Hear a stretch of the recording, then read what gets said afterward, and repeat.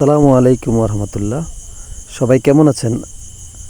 আজকে আপনাদেরকে ঐতিহ্যবাহী একটি চা বাগান নিয়ে আসলাম। সেটি হচ্ছে সিলেটের মাল্লিছড়া চা বাগান। ব্রিটিশ আমলে এই বাগানটি প্রতিষ্ঠিত হয় এবং এটি সম্ভবত বাংলাদেশের সর্বপ্রথম চা বাগান। 1854 সালে এই মাল্লিছড়া চা বাগান প্রতিষ্ঠিত হয়। আমরা আজকে এই চা বাগান ঘুরতে এসেছি। আমাদের সাথে এখানকার বিশিষ্ট একজন ব্যক্তি আছে, যিনি আমাদের তাজু ভাই।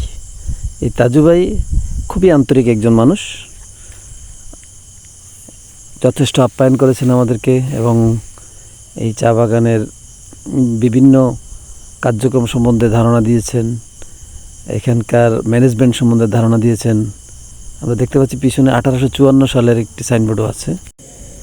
এই 1854 সালেই এই বাগানটি প্রতিষ্ঠিত হয়েছে বলে তাজু ভাই আমাদেরকে জানালেন, আর এজন্যই এখানে 1854 সালের সেই মাইলফলক এঁকে রাখা হয়েছে। তো সবাইকে ধন্যবাদ জানিয়ে আজকের দৃশ্যটি শেষ করছি। আসসালামু আলাইকুম রহমতুল্লাহ।